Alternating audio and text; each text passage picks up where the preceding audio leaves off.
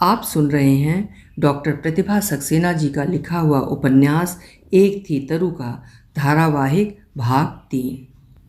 पिछले भाग में आपने सुना था कि तरु अपने बचपन की यादों में, अपने अतीत की यादों में किस तरह भटक रही थी। आगे सुनिए। अरे, आप यहीं हैं। हमने तो समझा चली गई हैं। मेडिकल स्टोर पर बिल चुकाती तरल ने चौंक कर सिर उठाया। रायज़ादा की बहू बिनती नाम है, पास आ गई थी। उस दिन पार्टी के बाद से आप दिखाई नहीं दी। रुपए गिनकर थमाती तरल ने सिर हिलाकर विश किया। मैं कहाँ जाऊँगी, यहीं की यहीं। हमने सोचा ट्रांसफ़र करा लिया, जहाँ सर्विस है। असल में हमारा निकलना भी कम ही हो पाता है ना। ध्यान से देखते हुए बोली, क्या कुछ तबीयत खराब है? नहीं नहीं, मैं ठीक हूँ। ये दवाएं तो अम्मा की हैं। लग तो आप भी काफ़ी झटकी सी रही हैं।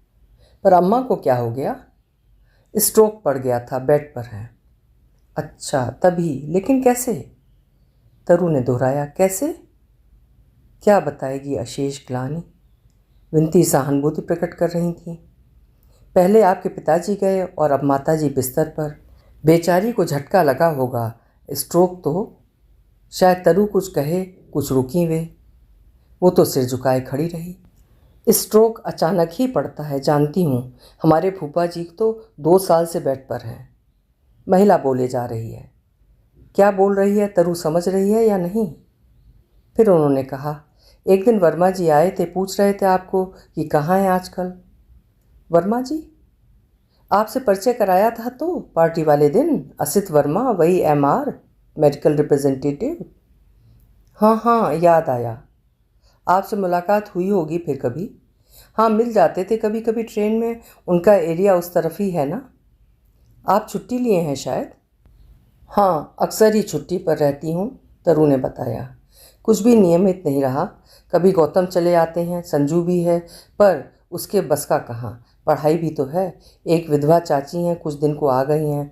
बस चल रहा है किसी तरह। सच में बड़ी मुश्किल है सर्विस वाली औरतों की, ऊपर से रोज़ रोज़ की दौड़। अब तरु क्या कहे। अच्छा चलूँ, घर के सारे काम पड़े होंगे। हाँ हाँ, चलिए, आप तो आते हैं, हम किसी दिन। कुछ ज़रूरत हो तो हम लोग हैं ना। ज़रूर ज़रूर। जल्दी में थी दोनों, चल दी फ़ौरन। कानों में गूंज रहा है, पहले आपके पिताजी गए, अब माताजी बिस्तर पर। क्रोध से विकृत चेहरा लिए माँ की मुद्रा सामने आ गई। उस दिन अपने आवेग पर नियंत्रण कर लिया होता तो आज कोई पछतावा नहीं होता। रोक नहीं सकी अपने को। क्यों? क्या कर लिया कहकर। लेकिन अपने आप हो गया। कब का रुका बांध बिना जाने समझे फूट पड़ा उस दिन। एकमात्र सखी मीना भी दोष देने लगी थी। माँ माँ होती है तरु, वो तुम्हारा सदा भला चाहेगी, तुम उनकी सुनती क्यों नहीं? उन्होंने खुद मुंह खोल कर मुझसे कहा है कि तुम्हें समझाऊं। तरु चुप, कोई उत्तर नहीं, कोई समाधान नहीं, बस बात को टाल देना। अब तो कोई ठौर नहीं बचा। पर अब जब सब बीत चुका है, स्थितियां बदल गई हैं, मैं आगे क्यों नहीं बढ़ पा रही? तरु उलझ जाती है अपने में ही।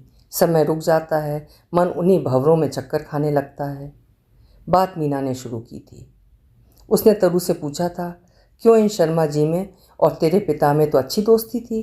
तेरी अम्मा ने तो हफ्तों उनके घर खाना भेजा है, अब क्या हो गया है? दोनों मियाँ बीवी हमेशा कुछ ना कुछ बुराई करते रहते हैं। इन लोगों की बातों में कौन पड़े मीना। अम्मा से कुछ बात हुई होगी। तेरी अम्मा कितनी एफिशिएंट है तरु, तू कितनी भाग्यशाली है। जब मेरा वे इतना ध्यान रखती हैं तो तेरा कितना रखती होंगी। मुझे तो ईर्ष्या होती है तुझसे। यहाँ तो अपनी माँ की शक्ल तक याद नहीं। मीना का शर्माइन से दूर का रिश्ता है। तरु को पिता के दफ्तर की बहुत सी बातें मीना से पता लग जाती हैं। आजकल उनसे बहुत गलतियाँ होने लगी हैं।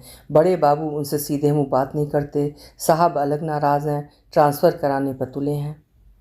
तरु आशा से भर उठी। हो जाए उनका यहाँ से ट्रांसफ़र, इस घर गृहस्थी से कहीं अलग जाकर रहें, तब वे समय से खाएंगे, सोएंगे, चैन से रहेंगे। तब दिन रात उन्हें ये सब नहीं झेलना पड़ेगा। कितना अच्छा हो ट्रांसफ़र हो जाए उनका।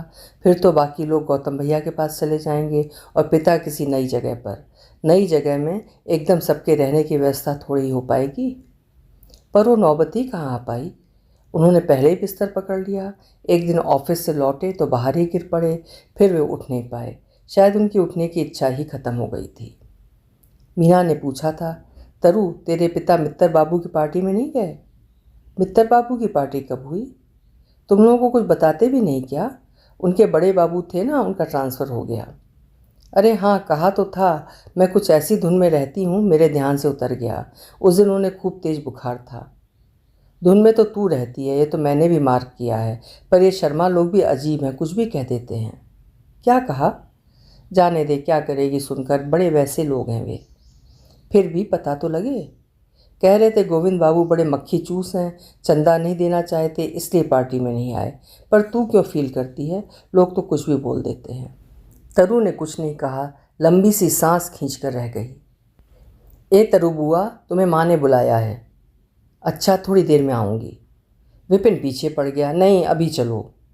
वो साथ लिए बिना जाने को तैयार नहीं था। अच्छा, चल रही हूँ।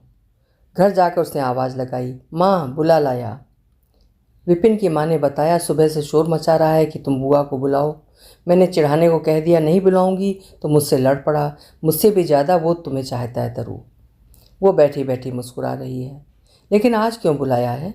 मेरे मायके से सिंधारा आया है, तुम्हारे लिए फल और मिठाई अलग निकाल गया है। घंटे भर बाद तरु लौटी तो मीना बैठी इंतज़ार कर रही थी। अम्मा बड़े प्यार से पास बैठी उसे पापड़ी खिला रही थीं। अम्मा जी, मेरी तो इच्छा होती है रोज़ आपके पास आया करूं। तो आया करो ना, तुम तो मुझे बड़ी अच्छी लगती हो। मीना ने तरु से कहा था, तेरी माँ कितनी वात्सल्यमयी है। तेरे घर आती हूँ तो तुझे जो प्यार मिला है उसका थोड़ा सा भाग मैं भी पा लेती हूँ। तू भाग्यशाली है तरु, पर तू कितनी अजीब है। तेरी कुछ बातें मेरी समझ में नहीं आती। तुम लोग उनका ध्यान नहीं रखते? अनमनी सी तरु ने पूछा, उन्होंने कुछ कहा है क्या तुमसे? कुछ खास नहीं, मुझे इतना प्यार करती हैं इसलिए कह बैठी, पर तेरी तो माँ है, तुझे उनकी बात माननी चाहिए। माँ से बढ़कर दुनिया में कोई और रिश्ता नहीं होता। और तू अपने पिता को भी समझा। पर कुछ बात तो बता। असली बात क्या है? बिना बताए कैसे समझाऊंगी? यही कह रही थी कि बाहर के लोग तो खूब आदर मान देते हैं, पर अपने घर में कोई कदर नहीं करता। मैं तेरी सहेली हूँ इसलिए मुझसे समझाने को कहा है। और तेरे पिता किस टाइप के हैं तरु? तरु के चेहरे का तनाव देख कर वो रुकी। मुझे क्या पता तरु, ऑफिस के लोग तो कहते थे, पर खुद तेरी अम्मा ने जब कहा तो मैंने तुझसे। मीना, ऊपर से जो लगता है वही सच नहीं होता। वास्तविकता क्या है इसे कौन जानता है? ऐसी क्या बात है जो तू मुझे नहीं बता सकती? तू जान ले, इतना सब बताने की सामर्थ्य मुझ में नहीं है। सब कुछ इतना अजीब, इतना अविश्वसनीय है, मैं खुद नहीं समझ पाती। जाने दे तरु, तुझसे बहुत इंटीमेट हूँ और माँ का प्यार मिल गया इसलिए कह दिया। अरे हाँ, वो किताब पढ़ ली तूने? कल वापस करनी है। तरु विपिन को बच्चा समझकर व्यवहार करती है तो उसे अच्छा नहीं लगता। मुख मुद्रा से जाहिर करने से काम नहीं चला तो उसने स्पष्ट किया, बुआ मैं बच्चा नहीं हूँ, इतना छोटा नहीं जितना तुम समझती हो। बड़े पते की बात बोलने लगा है, ये तो बड़ी अच्छी खबर है कि तू बड़ा हो गया। मजाक की बात नहीं, मुझे बहुत सी ऐसी बातें मालूम है जो तुम्हें नहीं पता। अच्छा, क्या मालूम है बता। वो कुछ क्षण सोच कर बोला, नहीं वो सब तुम्हें नहीं बताऊंगा, लड़कियों को ऐसी बातें नहीं बताते। तुझसे कौन कहता है ऐसी बातें? हमारे साथ के लड़के, हम बड़े लड़के सब तरह की बात करते हैं। तरु ने आश्चर्य से उसकी ओर देखा। वो किशोर विपिन कब युवा हो गया, तरु ने ध्यान ही नहीं दिया था। आज अचानक अपने से एक मुट्ठी ऊंचे विपिन को अपने सामने खड़ा देखा, जिसमें यौवन के चिन्ह स्पष्ट दिखाई देने लगे थे। हाँ विपिन, सच में तुम बड़े हो गए हो। एक दिन विपिन ने बताया, अब हम लोग चले जाएंगे, पिताजी का ट्रांसफ़र हो गया है। तरु के मुंह से निकला, अरे तुम लोग चले जाओगे? जाना पड़ेगा बुआ, तुम मुझे याद रखोगी ना? वाह, तुझे कैसे भूल सकती हूँ। उसका कंधा थपक कर तरु ने आश्वस्त किया। कब जाना है? अभी नहीं, अभी तो अम्मा को सेशन पूरा करना है। तरु क्या कहे, मेरा यहाँ से जाने का मन नहीं है। वहाँ पता नहीं कैसा लगेगा, पर जाना तो पड़ेगा ही। हम लोग इम्तिहान के बाद जाएंगे, अभी तो बाबूजी अकेले जा रहे हैं। जाने के पहले वो आकर काफ़ी देर बैठा रहा, फिर चलते चलते कह गया, मैं फिर तुमसे ज़रूर मिलूँगा बुआ। पिता की मृत्यु के बाद मन्नू 1 महीने के लिए विदेश से आई थी। बहुत रो रही थी। 6 महीनों से आने का प्रोग्राम बन रहा था, पर हर बार कुछ ना कुछ रुकावट आ जाती थी। उन्हें क्या पता था कि इतनी देर हो जाएगी कि पिता मिलेंगे ही नहीं। कोई ऐसी बीमारी भी तो नहीं थी। अम्मा का हाल देखकर उन्होंने तरु से कहा था, इनका दुख तो अब कभी दूर नहीं हो सकता। कितनी कमज़ोर हो गई हैं, अचानक पड़े दुख से इनकी तो मति ही बौरा गई। तब तरु का भी ध्यान गया था कि पिता की मृत्यु के बाद वे बहुत दुर्बल हो गई हैं। वे किसी से कुछ कहती नहीं, चुपचाप बैठी रहती हैं। मन्नो खोद खोद कर तरु से पूछती है, पिता को क्या हो गया था? तरु टुकड़े टुकड़े कर उत्तर देती रही। क्या कहे क्या न कहे, वो सब क्या मुँह से कहा जा सकता है। कभी अधपेट खा लिया, कभी बिल्कुल भूखे, धसी धसी आँखें और विवश क्रोध, जो अपने को ही खाता चला जा रहा है। इतना भी दम नहीं कि चिल्लाकर डांट दें। दिन भर कैसे काम करते होंगे, वो सब सोचना भी आसान नहीं है। सोचती है तो रातों की नींद उड़ जाती है, हफ्तों मन अशांत रहता है। जो सोचना भी दुस्सह है, उसे कैसे कहा जा सकता है? उसे तो सिर्फ अनुभव किया जा सकता है, ऐसे अनुभव जो किसी से बांटे नहीं जा सकते।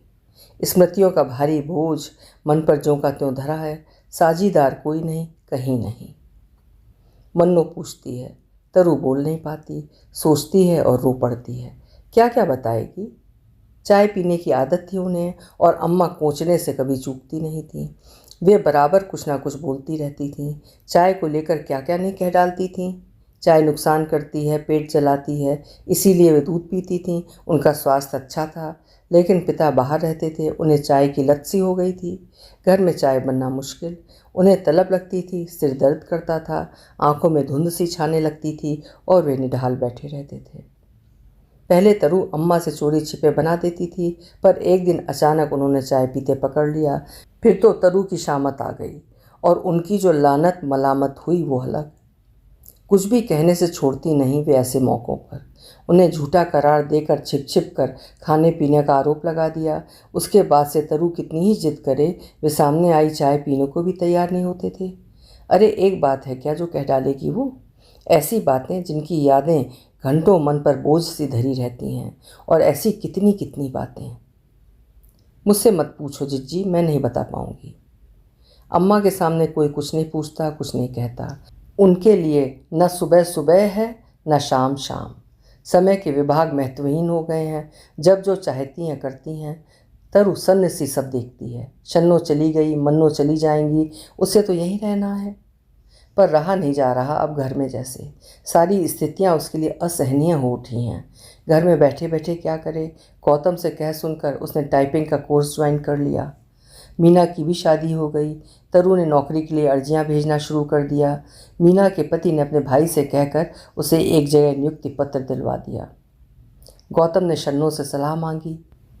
करने दो, ब्याह के लिए ही कुछ जुड़ जाएगा, और आजकल सर्विस वाली लड़की की शादी में आसानी रहती है। पता लगने पर अम्मा ने विरोध किया। मैं जानती थी तुम यही करोगी। पढ़ लिख कर नौकरी के लिए तैयारी की थी तुमने, तो घर में बैठे बैठे क्या करूं? नौकरी करने में नुकसान क्या है? लाज शर्म सब बेच कर निकल जाओ। तरु कुछ नहीं बोली, वे बड़बड़ाती रहीं। जब देखा कोई असर नहीं पड़ रहा है तो अंतिम निर्णय दे दिया, तुम कहीं नहीं जाओगी। मैं कोई अकेली तो नहीं, कितनी लड़कियां कर रही हैं। उन्होंने मेरा कहा ना मानकर तुम्हें पढ़ने की छूट दी, उन्हीं ने सिर चढ़ाया है, मेरी तो एक नहीं सुनते थे। पिता पर आक्षेप सुनकर तरु का मुंह तमतमा उठा। अगर उनके साथ इतना न किया जाता ना तो वे अभी नहीं मरते। अच्छा, तो मेरी वजह से मर गए? मैंने मार डाला? हमेशा उन्हें दोषी ठहराया, हमेशा अपमानित किया, दूसरों की निगाहों में इतना गिरा दिया कि कभी चैन से नहीं रह पाए वे।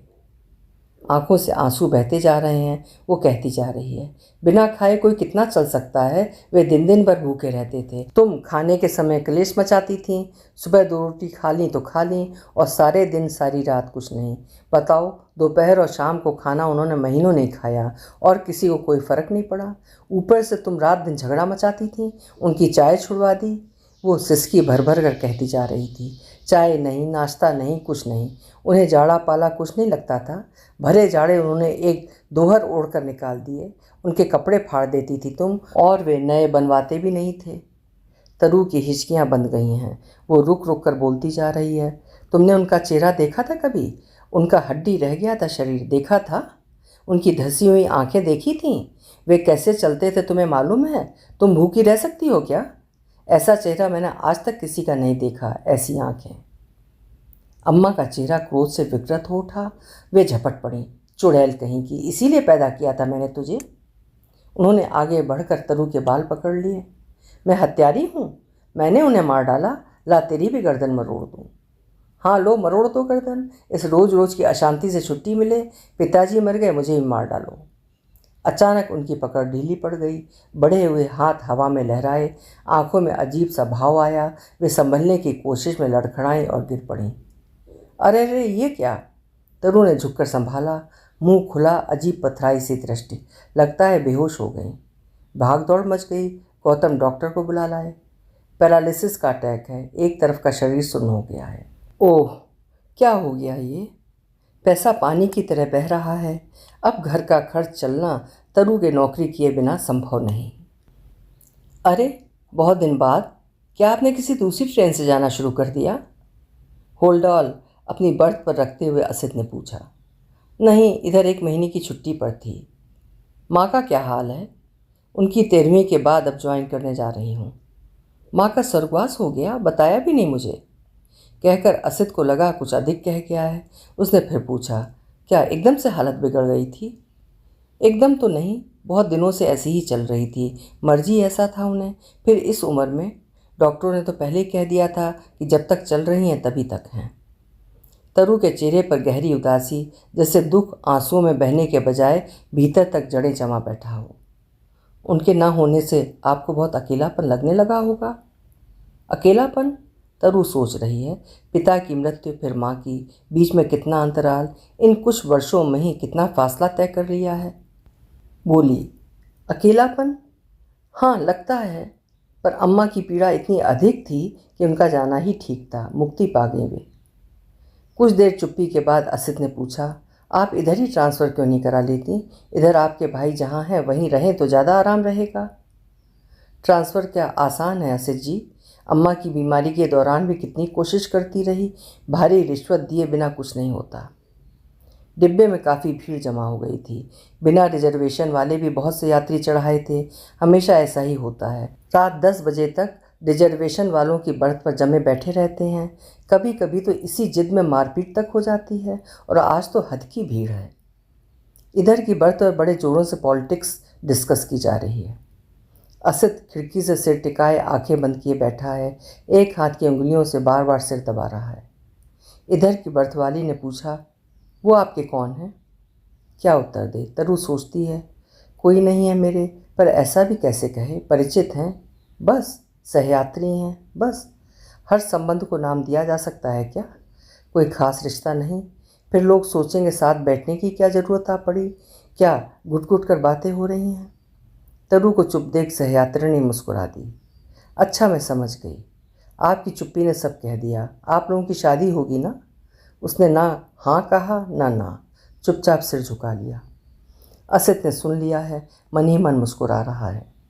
नींद आ रही है आपको? तरु ने असित से कहा, जाइए सो जाइए अपनी बर्थ पर, सोने से आराम मिलेगा। नहीं, नींद नहीं आ रही, बड़ा अजीब सा सिर दर्द है, आंखें चल रही हैं, आज सुबह से बड़ा बुरा लग रहा है। असित ने फिर वही बात कही, आंखें चढ़ी चढ़ी सी लग रही हैं, टेम्परेचर होगा, जाइए अपनी बर्थ पर लेट जाइए। उधर जाने की इच्छा नहीं हो रही है। इस अपार्टमेंट के अनेक यात्री एक दूसरे को शक्ल से पहचानने लगे हैं। असित और तरु भी उनके लिए नए नहीं हैं।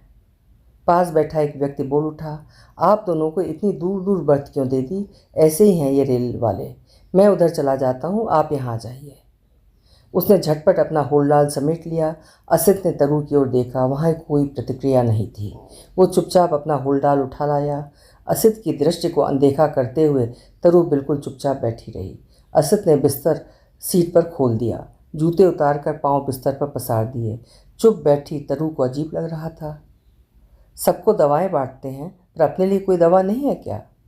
है ना, निकाल दीजिए बैग में से। असित ने चाबी उछाल दी।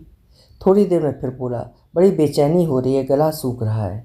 तरु ने पानी पिलाया, फिर वहीं एक तरफ बैठ गई। घड़ी देखकर बोली, 10:30 बज चुके हैं। कंपार्टमेंट में हल्की रोशनी फैली हुई है। अधिकांश लोग सो गए हैं। सर्वत्र नींद की खामोशी छाई है। असित ने तरु का हाथ पकड़ अपने सिर पर दबा लिया। सिर दाबने लगी वो। असित ने उसके हाथ पर अपना हाथ रख दिया। दाबिए नहीं, बस यूं ही अपना हाथ रखा रहने दीजिए। आपका शीतल स्पर्श बड़ा अच्छा लग रहा है। गर्म मर्दानी हथेली का स्पर्श अनुभव कर रही है तरु। अंदर से कैसा कैसा लग रहा है, पर ऐसे कब तक बैठी रहेगी। असित बाएं हाथ से दाहिने हाथ की कोहनी के ऊपर का भाग दबा रहा है। क्या बात है, हाथ में भी दर्द है? वो भारी बैग लगातार हाथ में लटकाए रहा ना। आपको बताया था, एक बार रिक्शा चलाया था तब इस हाथ में बड़े झटके से चोट लगी थी। तब तो इसका पता नहीं चला, अब जरा सा जोर पड़ते ही हाथ दर्द करने लगता है। आज भी। अरे आप आराम से बैठिए। थोड़ा खिसक कर तरु के आराम से बैठने भर को जगह बना दी। वो थोड़ा आराम से बैठ गई। कल से बड़ा खराब लग रहा है, बुखार रहा होगा। उसने तरु की गोद में अपना हाथ रख दिया। तरु ने धीरे से गोद से उठा कर अपने हाथ पर रख लिया, फिर धीमे से सहला दिया। रिक्शे की घटना उसे याद आ गई। असित ने बताया था कैसे दो दो मुस्टंडे उसके रिक्शे पर चढ़कर बैठ गए थे और 2.5 मील तक दौड़ा दिया था। फिर मजदूरी के नाम पर 1 रुपया टिकाकर चलते बने। मन में स्नेह उमड़ पड़ा। पूरी बाँह की शर्ट उसका स्पर्श हाथ तक नहीं पहुंचने दे रही थी। उसने हल्के से कफ की बाहें ऊपर समेट दी और हल्के हाथों दबाने लगी। असित बार बार उसका हाथ अपने सिर पर दबा लेता है। पहियों की गड़गड़ाहट और भाप की छकपकाहट, मानो दुनिया शांत है। खर्राटों की आवाज़ रह रहकर उठती है।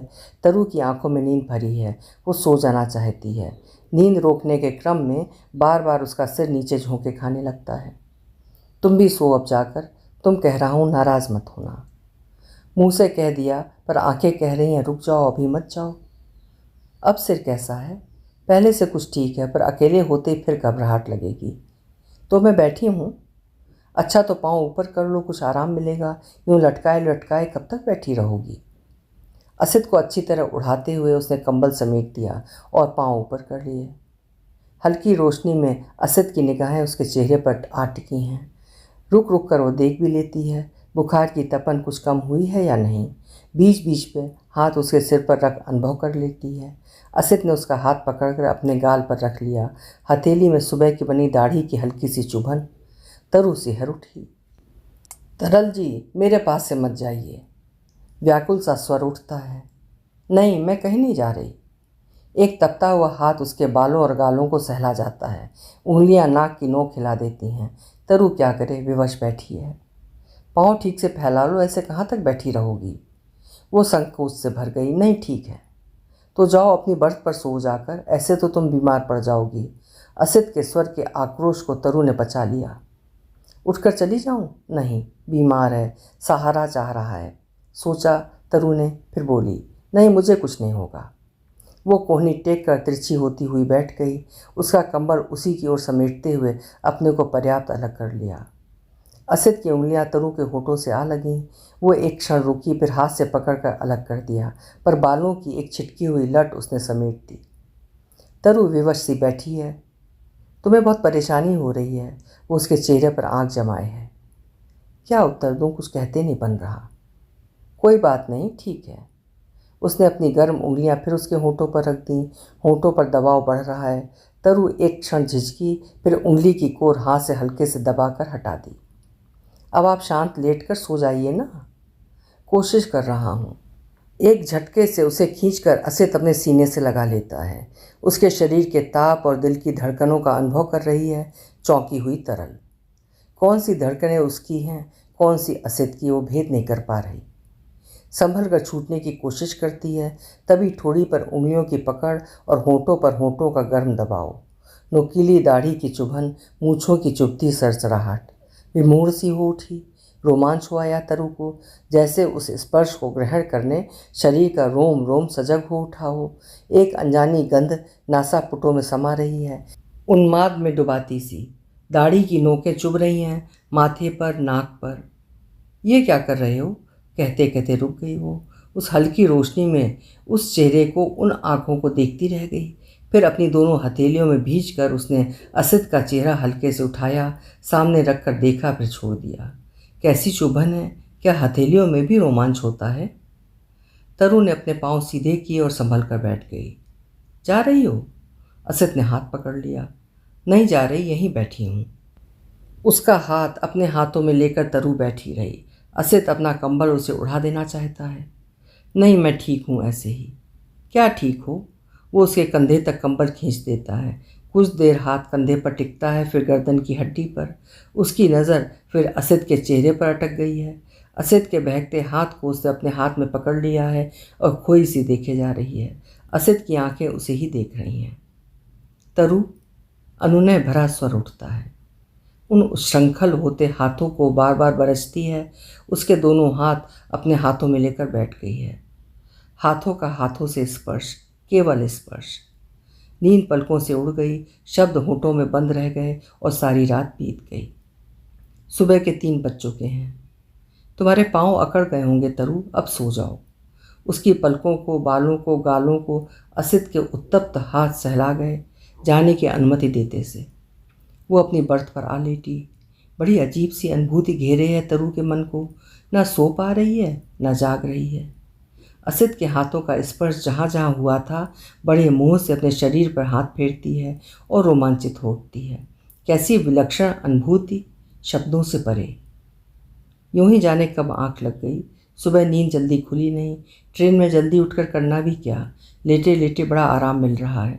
आंखें बंद किए पड़ी है, सुहावनी भरक शरीर को घेरे हुए है। तरु ओढ़ी हुई चादर को और लपेट लेती है। स्पर्श कुछ नया सा लगा। आधी आंख खोलकर देखा, उसकी चादर के ऊपर किसी ने एक और मोटी सी चादर उड़ा दी है, खूब संभाल कर। सामने निगाहें जाती हैं। रात वाला कंबल असित के बिस्तर पर पड़ा है। असित की चादर ओढ़े वो आराम से सोती रही। पता नहीं कब उड़ा गया। हैंडलूम की मोटी चादर के भीतर तरु का शरीर रोमांचित हो उठा। उसने चारों ओर निगाह दौड़ाई। नहीं, यहाँ नहीं है। घड़ी में टाइम देखा। अरे, 8:30 बज चुके। उसने बालों पर हाथ फेरा और पल्ला संभालती उठ खड़ी हुई। चादर तहाई और असित के होलडाल पर डाल दी। चाय लेंगी?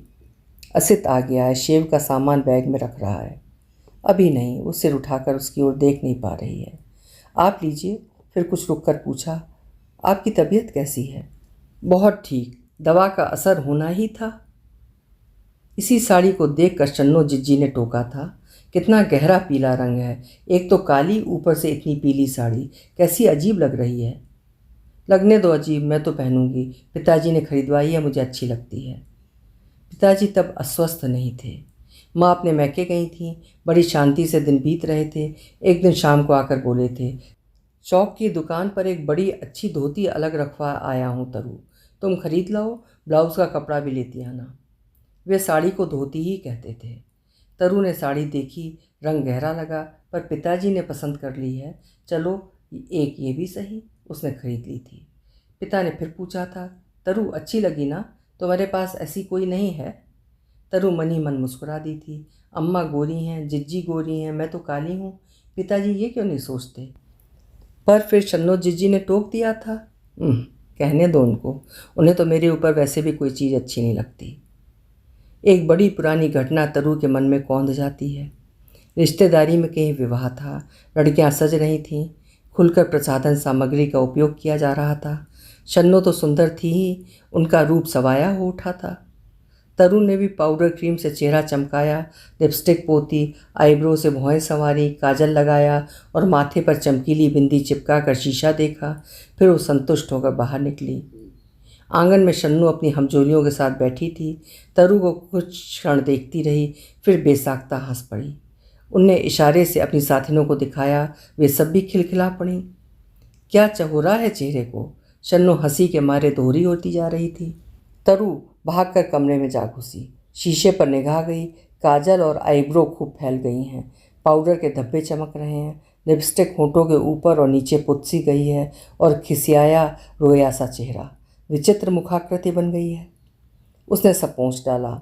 आंसू गालों पर बहते रहे। सबके सामने आने की फिर हिम्मत नहीं पड़ी। वो उसी कमरे में बिस्तर पर पड़ गई। तरु का मन उस दिन से ऐसा खट्टा हो गया कि सजने शब्द से ही उसे वितृष्णा हो गई। मैं जैसी हूँ वैसी ही रहूँगी। सिंगार पटार से क्या शक्ल बदल सकती है? ठीक है, रूप नहीं है मेरे पास, रंग काला सही, मन तो उजला है, छल कपट तो नहीं रखती अपने भीतर। और आज फिर पिता की पसंद की हुई गहरी पीली साड़ी पहने ट्रेन में खिड़की से लगी बैठी है तरु। असित बार बार उसकी ओर देख लेता है, कुछ कॉन्शस हो रही है। काली हूँ ना, ऐसी पीली साड़ी अच्छी नहीं लगती ना मेरे ऊपर, पर पिताजी की खरीदवाई यही एक साड़ी बची है मेरे पास, मुझे पहनना अच्छा लगता है। तुम काली हो, किसने कह दिया? गेहुआ या उज्जवल सांवला रंग? मैं तो बार बार देख रहा हूँ, पीली साड़ी पर पड़ती धूप की चमक से तुम्हारा चेहरा कैसा दमक उठा है। जरा मेरी आंखों से देखो अपने को। और बिल्कुल गोरा रंग तो मुझे जरा भी नहीं सुहाता। तुम पहनोगी तो और अच्छी लगेगी। पिताजी की बात याद आ गई उसे। असित की निर्निमेष दृष्टि कहीं भीतर तक उतर गई। तरु को लगा जैसे सूरज की किरणों में सातों रंग खिल उठे हों। असित तो अब दफ्तर से ही पता कर लेता है कि वो कब जा रही है और उसी के अनुसार अपना प्रोग्राम बनाकर रिजर्वेशन करा लेता है। कहता है सफ़र अच्छा कट जाएगा। तरु को भी आराम है, अकेले जाने की परेशानियों से बच जाती है। मेरे पीछे अपना प्रोग्राम क्यों गड़बड़ करते रहो? वो कहना चाह कर भी कहने की हिम्मत नहीं कर पाती। कोई रागात्मक तंतु उसे असित के साथ जोड़ गया है। शुरू में रिजर्वेशन के लिए पूछे जाने पर तरु ने साफ मना कर दिया था। आग्रह करने पर भी वो नहीं मान रही थी। तब असित ने झुंझा कर कहा था, आप इतनी जिद्दी क्यों हैं? जिद्दी हूँ? तरु ने सोचा, सही बात होगी, सब यही कहते हैं, पर मन जिसकी गवाही न दे वो कैसे करूँ? लेकिन इसमें गलत क्या है? उसने अपने आप से पूछा। भीतर से उत्तर आया, कुछ नहीं, कुछ गलत नहीं। कोई किसी का रिजर्वेशन करा दे तो उसमें गलत क्या हो सकता है? अच्छा करा दीजिए, वो मान गई थी। ये जो बाहरी दुनिया है, इसके समानांतर एक मेरे मन की दुनिया है, तरु ने कहा था। मुझे बताओ कैसी वो दुनिया? पर तरु कैसे बताए? मन में जो कुछ है उसे व्यक्त कैसे करे? वो सब क्या कहने की बात है? फिर असित ने पूछा था, उस दिन मेरी बात सुनते सुनते तुम्हें क्या याद आ गया था? तुम भी मुझे अपना साझीदार बना लो। साझीदार? कैसे कहे तरु कि जहाँ वो निपट अकेली है वहाँ कोई साझा नहीं चलता। मन में समाई हुई बातें किसी तरह व्यक्त नहीं हो पाती। वो सब मुँह से कहना संभव नहीं। नहीं असित, जिन विकृतियों को मैंने जिया है उन्हें कैसे दोहराऊं? भीतर से बाहर आने का उनके लिए कहीं कोई अवकाश नहीं। उनका अनुभव कोई और करे ये मैं सोच भी नहीं सकती। असित से कहना चाहती है, तुम्हारे अनुभवों का क्षेत्र बहुत व्यापक है। तुमने ज़िंदगी में बहुत संघर्ष किए हैं, लेकिन वे अनुभव सामान्य जीवन के हैं। तुम उन्हें किसी को भी बता सकते हो, तुमसे सबको सहानुभूति होगी। पर मेरे अनुभव, मेरा विगत जीवन विकृतियों का कटु अध्याय है। उन पृष्ठों को खोलते मुझे स्वयं घबराहट होती है। सत्य बहुत विचित्र होता है, जिसे सहज रूप में स्वीकारा नहीं जा सकता। मैं किसी से कुछ नहीं कह सकती। तुम पूछते हो तो मैं अव्यवस्थित हो जाती हूँ। अपनी बखिया आप ही कैसे उधेड़ूँ? मैं तुम्हें कैसे समझाऊँ कि कुछ बातें ऐसी होती हैं जो कभी मुंह पर नहीं आ सकती। अपरिचित से कहूँ भी कैसे? अल्प परिचित उस सब का हकदार नहीं, और अति परिचित से कहकर हमेशा के लिए उनके सामने कुंठित हो जाऊँ? नहीं। तरु को बिल्कुल चुप देखकर फिर उसने कहा, मन को इतना बांध कर क्यों रखती हो? किसी को अपना साथी बनाकर हल्का हो लेना क्या बुरा है? क्या मैं अपात्र हूँ?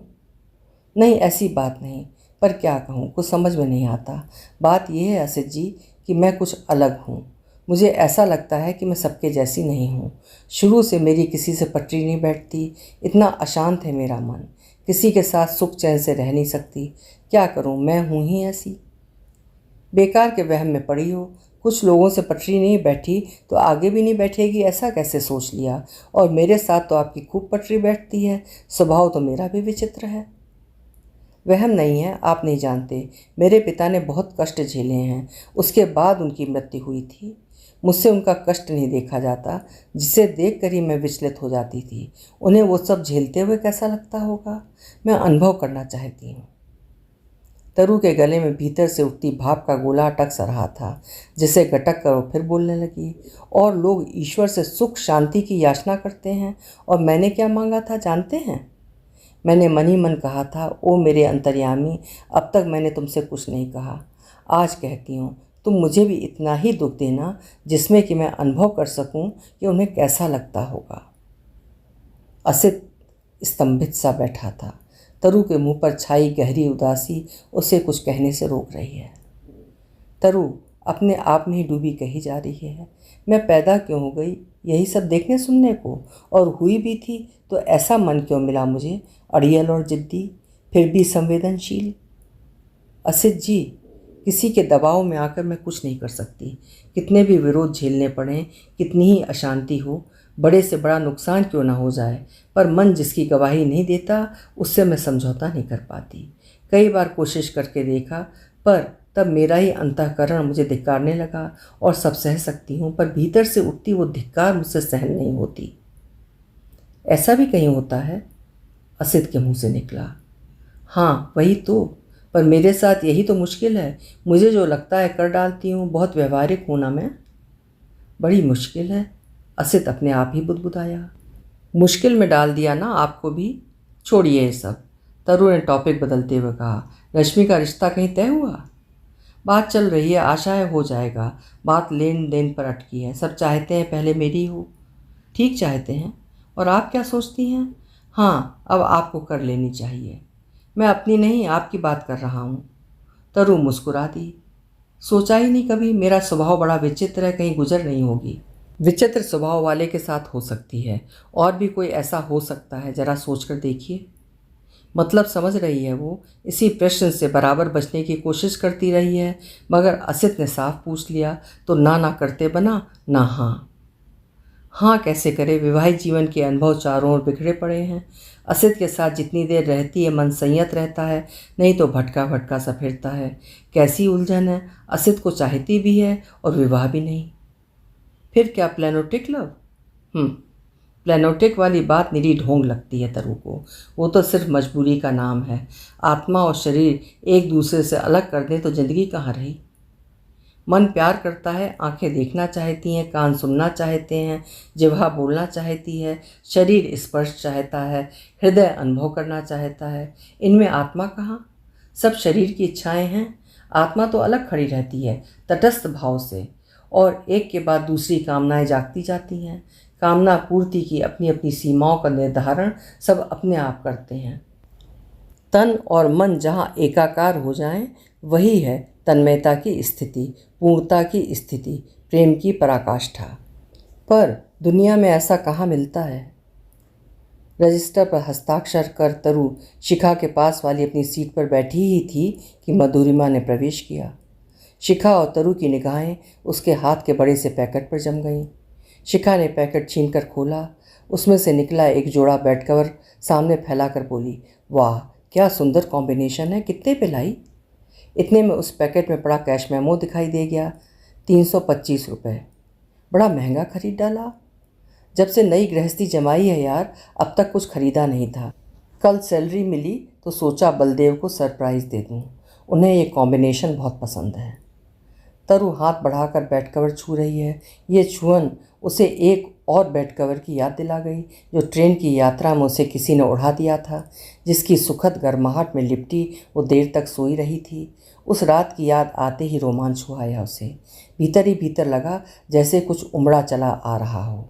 दाढ़ी की नोकें मुंह पर चुभती सी लगीं। एक अजीब सी मोहक गंध नशे की तरह उस पर छाती चली जा रही है। मेज पर काम कर रही है तरल, पर मन भाग भाग कर जा रहा है। रजिस्टर के जोड़ घटाव के साथ मन में निरंतर एक जोड़ घटाव चल रहा है। असित और तरल, तरल और असित, कैसा जुड़ गया है ये संबंध, जिसका कोई नाम नहीं, केवल अनुभूति। बार बार उबरने की कोशिश करती है वो, पर कैसी है ये सर्वग्रासी अनुभूति जो समस्त चित्त वृत्तियों को छाए ले रही है। कभी किसी के लिए इतना दुर्निवार आकर्षण नहीं जागा था। असित, तुम्हारे संपर्क में बीती एक रात ने मेरी समस्त चेतना को मोहाच्छन्न कर डाला है।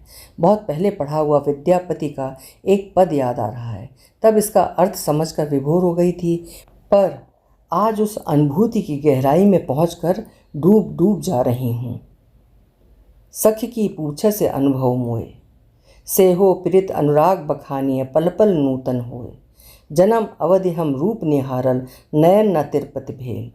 से हो मृद बोल सवनहि सूनल, श्रुति पथ सरस न गेल। कत मधुजामने रसब गमाओल, न जने कैसन केल।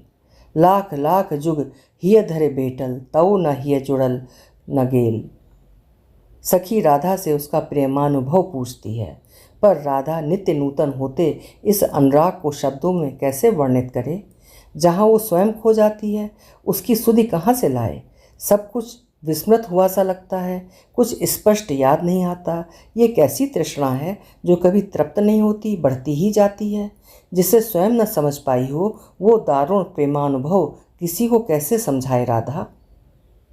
सचमुच असित, मुझे भी ऐसा लगने लगा है कि जन्म जन्मांतर तक तुम्हारा साथ पाने के बाद भी मैं तृप्त नहीं होंगी। तुम मेरे लिए सर्वथा नवीन ही रहोगे, पर अपनी भावनाओं को मैं स्वयं नहीं समझ पाती तो तुम्हें कैसे समझाऊं। मुझे लगता है असित, अगर किसी चीज़ को दो हिस्सों में काट दिया जाए तो एक तुम होगे, दूसरी मैं। असित कई बार इंगित कर चुका है, पर वो असित के सामने सीधी सीधी बात करने से घबराती है। मन ही मन कहती है, मैं तुम्हारी आभारी हूँ कि तुमने मुझे प्यार किया, पर मैं तुम्हें सुख शांति नहीं दे सकूँगी, मैं जो स्वयं इतनी अशांत हूँ। कुछ ऐसा है जो मुझे कहीं चैन नहीं लेने देता। पीछे जो छोड़ आई हूँ उससे मेरी मुक्ति नहीं होती। जीवन भर जिस ज्वाला में मुझे दग्ध होना है उसकी आँच तुम्हें क्यों लगने दूँ।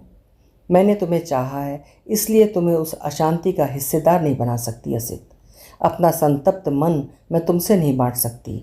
वो जो मेरा है मुझे ही झेलना है, तुम्हारे ऊपर नहीं ला दूंगी। उस दिन तरु का हाथ पकड़ लिया था असित ने।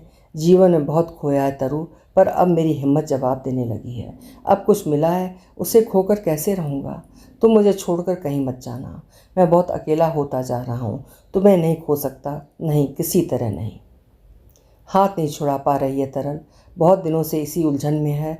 सोचती रहती है चुपचाप। बार बार असित का ध्यान आता है, वो अच्छा लगता है, पर उसकी समझ में नहीं आता वो गृहस्थी कैसे करेगी। भीतर की घोर अव्यवस्था और बाहर सब सुचारू रूप से चलाना कैसे संभव हो सकेगा। मन को चैन नहीं होता तो सारे सुख निरर्थक हो जाते हैं। उनकी ओर हाथ बढ़ाने का प्रयत्न भी कैसे करूं। मैं तुम्हें बुरा लगता हूँ? नहीं, फिर मैं क्या करूं समझ नहीं पाती। अब तक का अनुभव यही है कि कोई रिश्ता स्थायी नहीं होता। माता पिता, भाई बहन, समय के साथ सब बदल जाते हैं। वे संबंध जीवन भर के लिए नहीं होते, वे तो अलग अलग स्थितियां हैं, संतान होने की, भाई बहन होने की।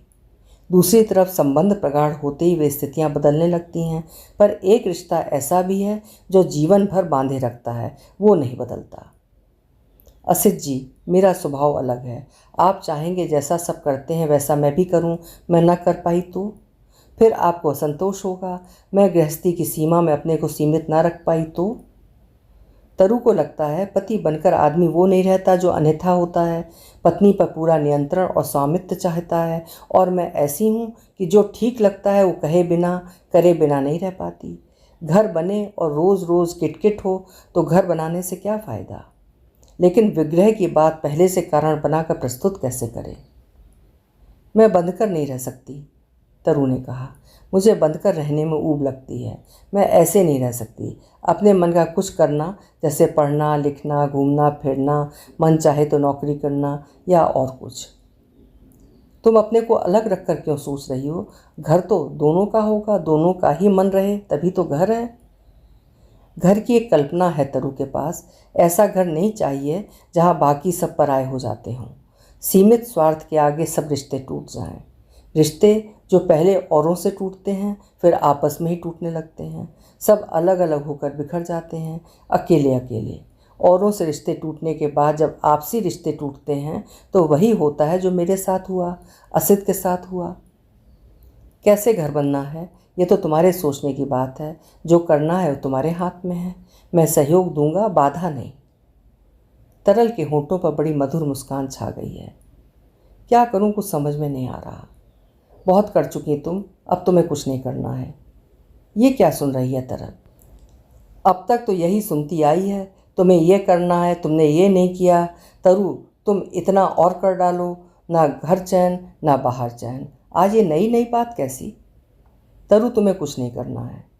ये कौन समाधान दे रहा है? कैसे अस्वीकार कर दे। तरु का मन भीग उठा। असित समझा रहा है, मनुष्य की स्वाभाविक प्रवृत्तियां भी तो होती हैं, उन्हें दबाने से अस्वाभाविकता और कुंठाएं ही उत्पन्न होंगी। प्रकृति के नियम तो पूरे होंगे ही। मेरे घर वाले मेरे पीछे पड़े हैं, तुमसे भी कहा जा रहा होगा, या घर के लोग ढूंढ खोज में लगे होंगे। उस जुए में किसे कैसा साथ मिल जाए, उससे अच्छा क्या हम ये नहीं कि हम जिसे समझते हैं उसे ही स्वीकार कर लें। मुझे थोड़ा समय दीजिए सोचने समझने का। ठीक है, मैं इंतज़ार करूँगा।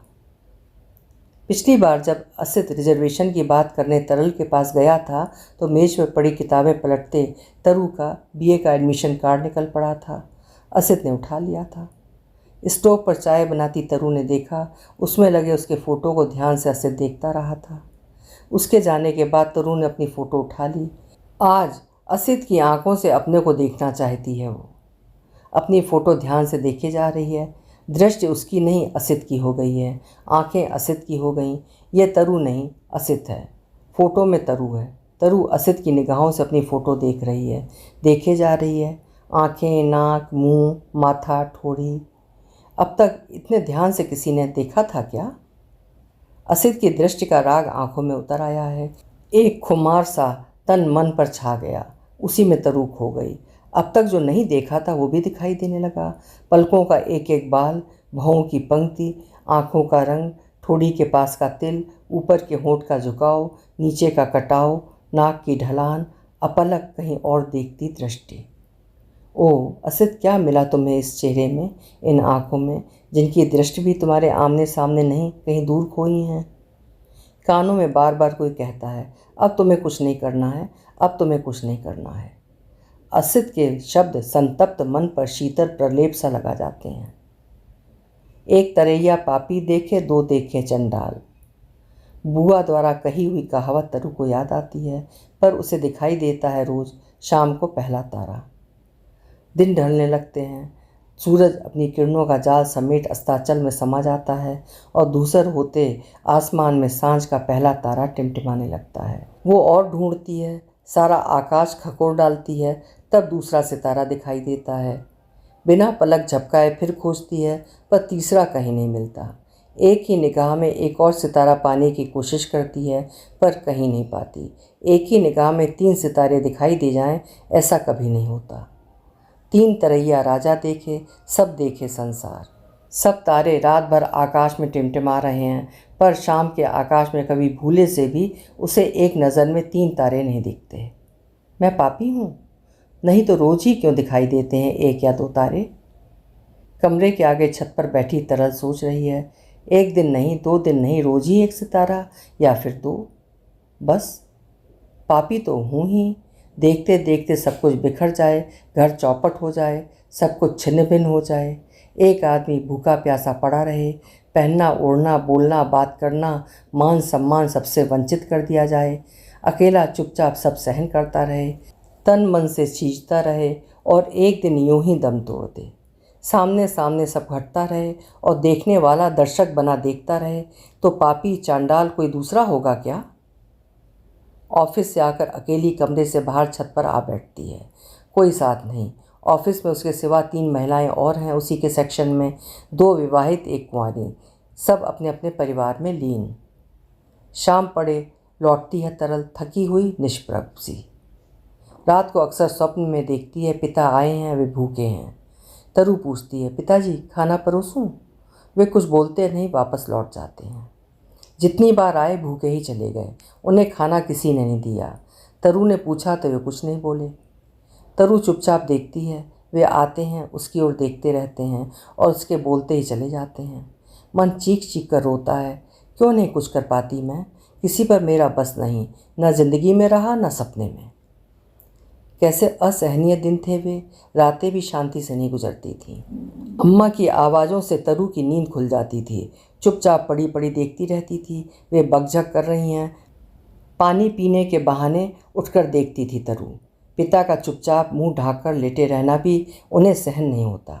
वे चादर खींचकर खोल देती। चादर हटते जो चेहरा निकलता था उसका स्मरण से भी रोंगटे खड़े हो जाते हैं। शब्द नहीं है, ऐसे शब्द भाषा में बने ही नहीं जो उस मूक संताप को, उस दहला देने वाली यंत्रणा को व्यक्त कर सकें।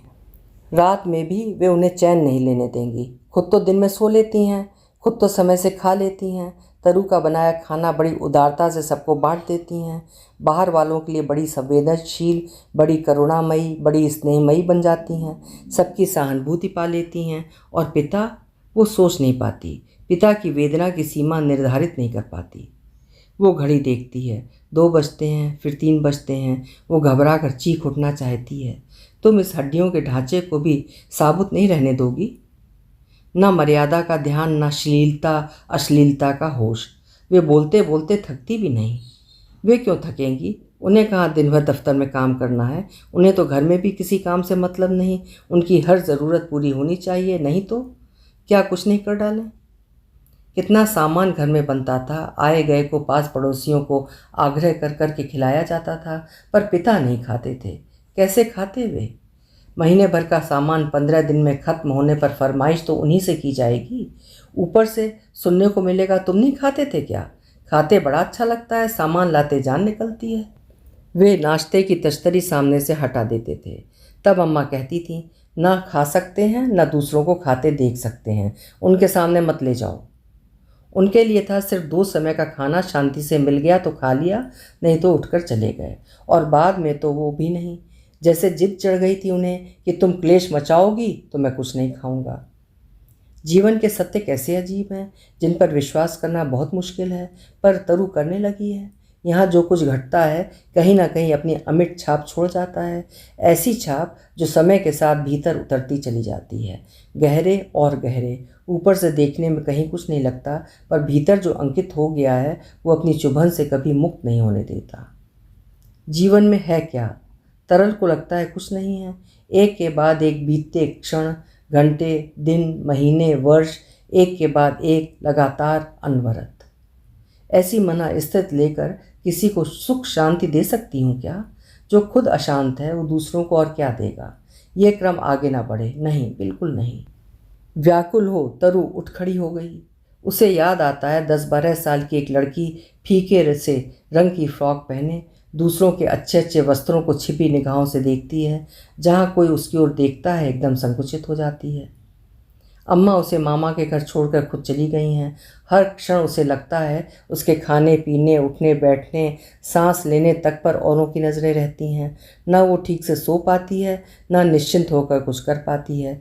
खाते पीते सहज नहीं हो पाती। कुछ काम करती है तो शंकित मन और विचलित हाथों से कुछ का कुछ कर बैठती है। हर समय उसे जैसे कोई तौलता रहता है। हमेशा सहमी सी रहती है। खाने बैठती है तो इच्छा होती है खाती चली जाए, पर हाथ रोककर उठाती है। किसी चीज़ से उसका मन नहीं भरता। एक चिर अतृप्ति उसके साथ साथ चलती है।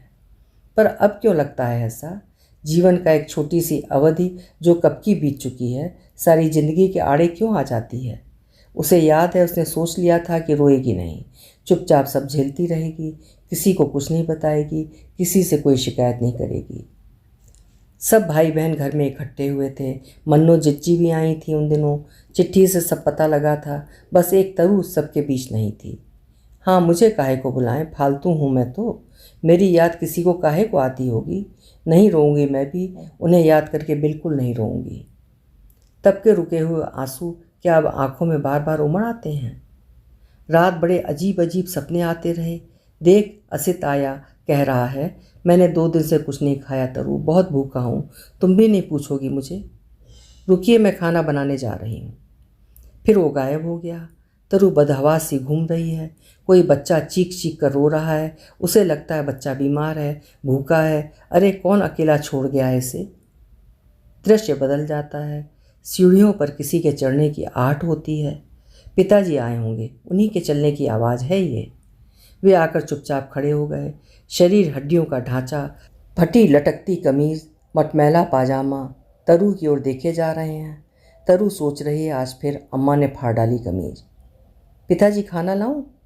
कोई उत्तर नहीं। वो थाली परोसने उठी। पिता कुछ क्षण देखते रहे, फिर लौट गए। एकदम चले गए वे। डॉक्टर प्रतिभा सक्सेना का उपन्यास एक थी तरु की कहानी जारी रहेगी अगले भाग 4 में।